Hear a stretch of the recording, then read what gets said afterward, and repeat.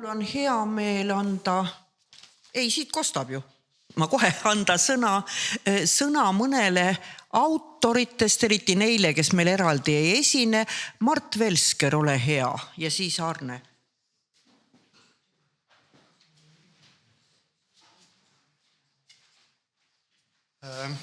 Tere kõigile.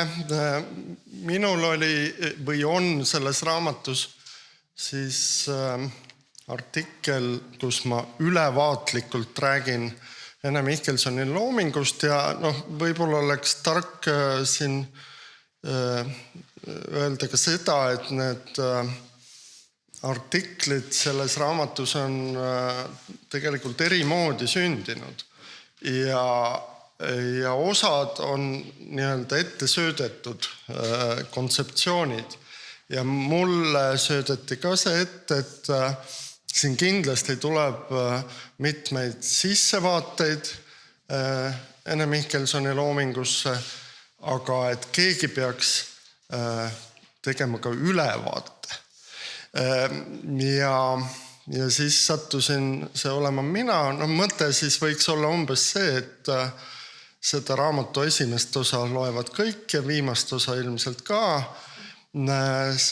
Selle keskmise osa artikleid loevad kirjandusuurijad ja minu artikleid loevad kooliõpetajad. Ja kas see nii läheb, siis me näeme. Võib-olla läheb ka kuidagi teisiti. Kui ma sellele mõtlema hakkasin, et mis siin öelda, siis mul kangastus silme ette just kirjandusõpetaja, kes tuleb nüüd kuskil konverentsi vaheajal minu juurde, ütleb, et on jah mingi ülevaade ja et räägitakse seal kriitikast ja luulest ja proosast. Aga et kuidas ikkagi see pilt kokku käib? Kuidas ma pean periodiseerima Ene Mihkelsoni loomingut? Et seal võib-olla mingisugused perioodid tulevad nagu proosas ja luules eraldi välja, aga et ikkagi mingi selge jutt peaks ka olema. Ja siis ma mõtlesin, et ma hästi lühidalt siis räägin selle selge jutu ära. Esiteks sellepärast, et see potentsiaalne küsija saaks vastuse ja teiseks sellepärast, et see on nii skemaatiline, et sellega on hea siis järgnevatel esinejatel vaielda. Oleneb, kas me võtame seda Ene loomingu varast järku arvesse või mitte, on seal minu arust 3 või 4 perioodi. See esimene oleks siis see kõige varasem, aga kui nüüd lähtuda ikkagi raamatutest ja ajakirjanduses ilmunud tekstidest, trükis ilmunud tekstidest, siis ma ütleks, et see esimene järk selles osas formaalselt algab küll natuke varem, aga sisuliselt aastal 71, et sealt peale me hakkame nägema seda Enet, keda me kirjanikuna tunneme või kelle tekste me tunneme. Ja see Mihkelsoni loomingu esimene periood siis võiks murduda natuke teistsuguseks kuskil ajavahemikus 1985 kuni 87, et see oleks siis, ma ei tea, romaani Korter ja luulekogu tulek on su saatus niisuguses raudses haardes. Ja siis kolmas murdekoht võib olla romaan Katku haud 2007. Ja mis selle kirjelduse mõte on? Tähendab, ega see mõte liiga suur ei ole, ega see kirjeldus ikkagi võib olla hoopis teistsugune. Aga minu mõte on siis see, et see esimene periood 70-ndad, 80-ndad oleks periood, kus Ene Mihkelsonil ilmub hämarat luulet ja suhteliselt selgeid proosatekste. See kõik on muidugi suhteline, aga see niimoodi paistab. Ja see paistab ka retseptsioonist silma, et Linnar Priimägi, keda ma seal tsiteerin, ütleb, et Mihkelsoni looming on must kast, no on ju hämar ja must kast, me ei saa üldse aru, mis seal sees toimub või kuidas ta töötab, aga me saame aru, et ta töötab. Ühesõnaga, et see on see esimene retseptsiooni kiht. Siis teine periood oleks see, kui ta proosa radikaliseerub ja täitsa tundub esialgu, et luule liigub vastupidises suunas, muutub nagu natukene selgemaks. Tegelikult ta võib-olla niisama lihtsalt selgemaks ei muutugi, aga kuna sinna tulevad viited Eesti kirjandusklassikale ja rahvuslikud teemad tulevad kuidagi rohkem välja, siis võib-olla tekitab see tunde, et see on kuidagi lihtsamaks läinud. Ja siis kolmas järk oleks see, kus lõpuks luule ja proosa liiguvad samas suunas mingis mõttes. Võiks öelda, et need 2 viimast raamatut on mingis mõttes lugeja poole liikumine uuel kujul. Vaat see oli minu jutt.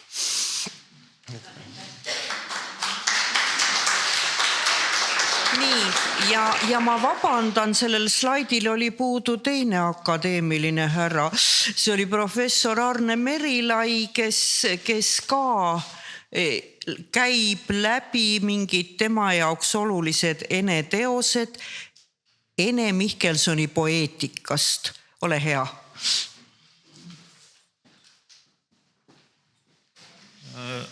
Kostab, jah. Aitäh, Sirje, mind ei seganud kuidagi, et mind ei ole. See on seda mõistatuslikum. See on ju hea nipp ju. Ma vabandan, et ma pärast seda oma juttu lahkun siit Karjamaalt teisele Karjamaale, et mul tuleb pikem doktoriseminar, aga siis pärast tulen siia Marjamaale tagasi.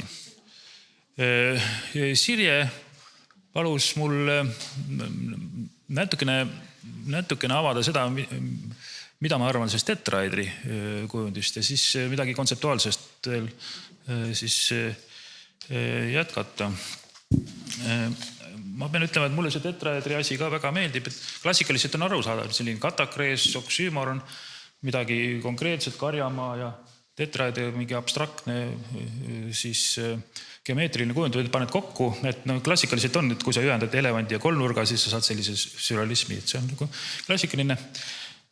Aga sellel tetraedril, endale mulle meeldib mängida mõttega, et ma olen ikka niisugune talupoiss, jah. Ma olen hobuseid rakendanud ja vankritega sõitnud ja aiamaad äästanud ja siis tegin seda palja elu ja siis hobune, vana kolhoosi hobune laisk astus mulle jala peale. Õnneks ei olnud asfalt, vaid muld, eks ole. Seisab seal ära ei lähe ja ma taandud, et astu minema. Ja lõpuks ikka läks ära ja siis vanaema teadis tarkust, et paneme hanerasvaga sisse ja järgmine päeva tõesti paistetus oli ära läinud. Tähendab, et see tetraedriga kohtumine tundub mulle loomulik. Ja kui sa mõtled, kus on tetraedr nagu taluelus, ja väga harva neid leida, heinasaod ei ole sellised, kus sa seda leiad. Ja peaaegu ainuke koht, kus sa leiad, ongi hobusekoon. Ta on niisugune. Ja kui sa paned tal päitsed pähe, siis see lõikab sealt selle alumise kolmnurga ka ära, ongi tetraeder. Ja see on tõenäoliselt kõige tõenäolisem tetraedri prototüüpis nendes luuletustes on. Katrin luges siin ka oma ilusa sügava tämbriga juba ette, et miks mulle meeldib tetraeder just Karjamaal. Te näete, selles tetraedri kontekstis on kabja jäljed ja Karjamaa, korduvalt on Karjamaa. Üks näiteks, et kisun tetraedril päitsed ja väljun Karjamaalt, midagi ei ole nagu eile. See on niisugune Karjamaa kontekst. Mõtleme Ahasveeruse peale. Isa kasvatas hobuseid, ritter, ratsanik, rüütel, tõuhobused, et see selline isa isedusega seotud väga sügavalt positiivne selline emotsionaalne suhe siis selle tetraedri kujundiga.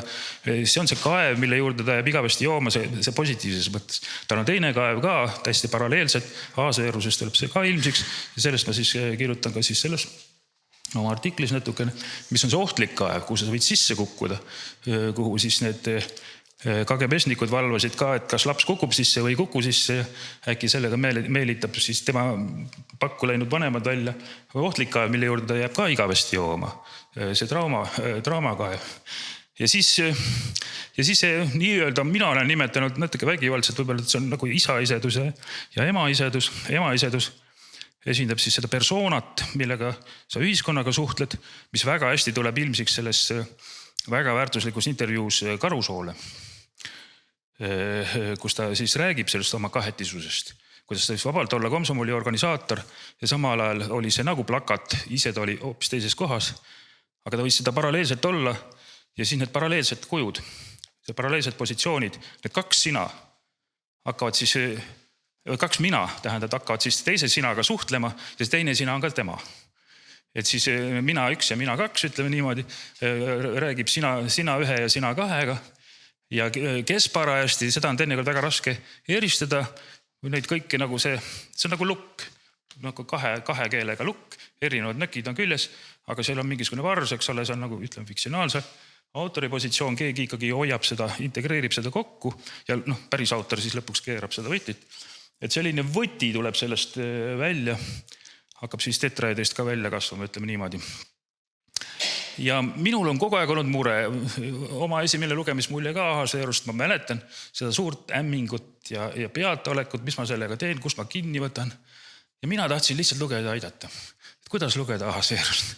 Ja kui sa teed selle nagu kahe keelepoolega võtmeks ja kuidas see dialoog seal toimub, sageli ühe lõigu piires, ma tõin seal ka näidete kataloogi läbi teose, ja kui sa, mõnikord ei ole selge, kes parajasti, aga see mudel ikkagi on selge. Et siis on päris kerge lugeda, päris hea on hingata ja saad nagu sellega kontakti. Ja ma pean seda, ja näiteks samamoodi loevad Joosep ja Maret, kui nad teevad selle näitemängu, siis dramatiseerivad selle liikumisse. Mina jään kaevu juurde igavesti jooma, see lavastus, see rakendab seda sama mudelit väga hästi. Ja siis kui sellest etendusest aru ei saada, siis ei olda ka Ahasveerust lugenud, on minu väide. Kui sa oled Ahasveerust lugenud ja Ahasveerus und näinud, siis sa näed ka seda nende lavastust.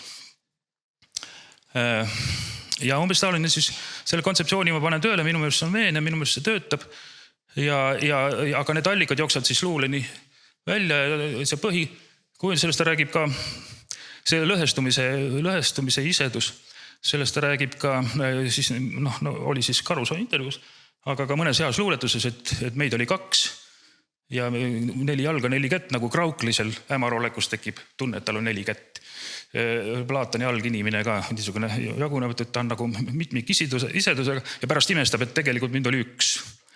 Aga pange tähelde, Ahasveeruse lõpulause on ka, kus see tekib ikkagi 1 inimene uuesti, enam ei ole mitut. Enam ei ole ühte kingelist, ainult 1 on. See tundub väga hea mõistatuslik niisugune lõpetus.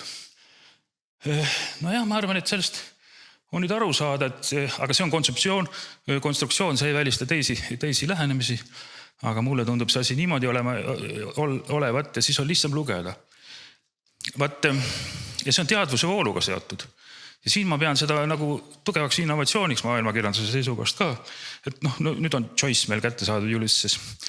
Loeme, ma mäletan, inglise retseptsioonis on ta olnud, et see on üks suur kihisev sõnnikunnik. Aga siis, kui me vaatame Mihkelsoni peale, siis jätame siis jutumärkides, see on nagu 2 suurt kihisevad sõnnikuunnikud koos, on ju. Ja siis, kui seal on veel veel eraldi see integreeriv jutustaja positsioon, 3. hunnik ja autor, päris Mihkelson ise ka, me saame 4 suurt kihisevat hunnikut. Päris karjamaal, Hobused teevad seda väga sageli neid kihisevaid. Püve Peeter pidas sellest väga lugu, ütles, et kuule, kas sa ei saa aru, et hobused teevad ju ka veski juurde, lähevad, teevad selle hunnikut, kõik saavad sinu maale ju. Et see talupaigalikult on midagi meeldivat ja iirlastele see ka meeldis, aga inglased pärast, vabandust, mu assotsiatsioonide pärast. Et siis see lõpuks, see 4 hunnikut, see on nagu Pessoa. 4 erinevat isedust ajavad erinevat asja, aga sabas on ikkagi nagu 1. Ja minu meelest niisugune lõhestatud teadvuse panna kõik need teadvused voolama samaaegselt Mina ütlen, et see on maailmakirjanduslik innovatsioon. Aitäh.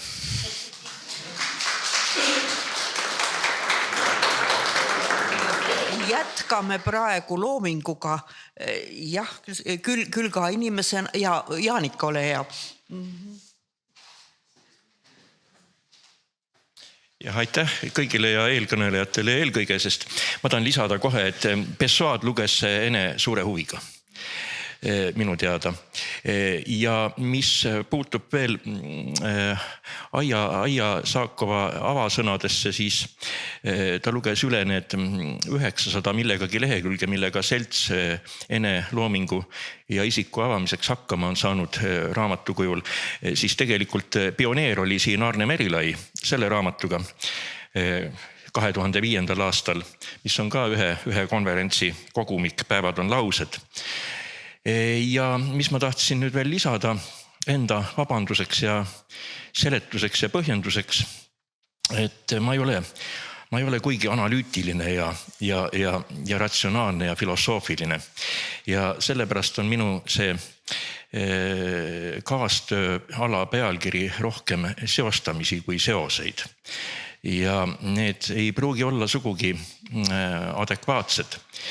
Ene Mihkelsonist kõnelemine ja kirjutamine on minu jaoks alati olnud kuidagi suur risk või kahtlane tegevus. Ja tegelikult, et tema kriitilist pilku ja sõna siin läheduses ei ole seda ülesannet vähemalt minul kuidagi lihtsamaks teinud Enest kirjutada. Sest miski suur ja võimas on läheduses või vastas. Ja ometi ma olen iga kord riskinud. Ja riskinud võib-olla maitsepääratusega, võib-olla eksimise võimalusega. Ja kindlasti on siin selles vastses kogumikus üks selline kahtlane asi sees, et esiteks juba see, et kui mul oli nagu lähteülesanne kirjutada Enest ja Ene loomingust ja metsavendlusest, siis oli minu lähte eesmärk algusest peale, kuidas sellest teemast mööda hiilida. Sest metsavendlust ma otseselt näppida ei soovinud. Lugege viimati äsjases loomingus. Mart Laar kirjutab ka Ene loomingust ja metsavendlusest. Ja sellega seoses siis ma leidsin ühe väga kahtlase ja kummalise kirjamehe nimega Malev Kits, kes on kirjutanud kunagi nõukogude ajal, sügaval nõukogude ajal, 70. algul, 60. lõpul raamatu, mis seostub Ene suvituspaigaga, Haanjamaaga, raamat pealkirjaga Haanjamaa monumendid. See on banditismist ja kulakutest. Ja iseenesest sellise raamatu ettevõtmine ja tsiteerimine oli minu jaoks küll selline kahtlane tegu, aga ma riskisin sellega. Iseasi, kas see nüüd midagi uut ja huvitavat ja täiendavat ütleb, aga sellise asja ma siiski mängu tõin. Ja rääkimata Viirlaiust muidugi, kes on pigem õigustatum tegelane selles koosseisus. Ja kui ma mainisin seda, et ma ei ole ratsionaalne ja analüütiline, mul tuleb meelde üks selline seik, kui ma ei mäleta täpselt, millist avatud Eesti raamatusarja raamatut ma parasjagu kiitsin. Ja Ene võttis selle lehitses natuke ja ütles, et nojah, aga see ei ole Wittgenstein ja pani kõrvale. Ja mis puutub nüüd nendesse vigade otsimisse, siis vigade leidmisse, tegemisse ja otsimisse, siis ma olen tõesti kindel, et vigu teevad kõik. On ka üks huvitav seik, kui Ene enda ühes raamatus toimetaja laskis ühe vea läbi, ühe nimega oli eksitud. Ja kui ma vaikselt sellest toimetajale ütlesin, et kuule, et kas siin ei ole mitte viga, siis ta ütles, ole vait ja tegelikult pärast ikka selgus, et viga oli. Ja siin oli nüüd üks naljakas, ma mõtlen ka, et kui nõudlik raamatu arvustaja midagi, kõik vead lagedale toob, siis on tal kohustus ka endal oma arvustusse üks viga sisse poetada. Kas või tasakaalustamaks midagi. Siin, kui see enne siin oli nüüd sisukord üleval, ma ei tea, kas see oli raamatu lehekülg või oli see veel korrigeerimata lehekülg. Seal oli üks väga huvitav žanri määratlus. See on ära vaadata. Kahju.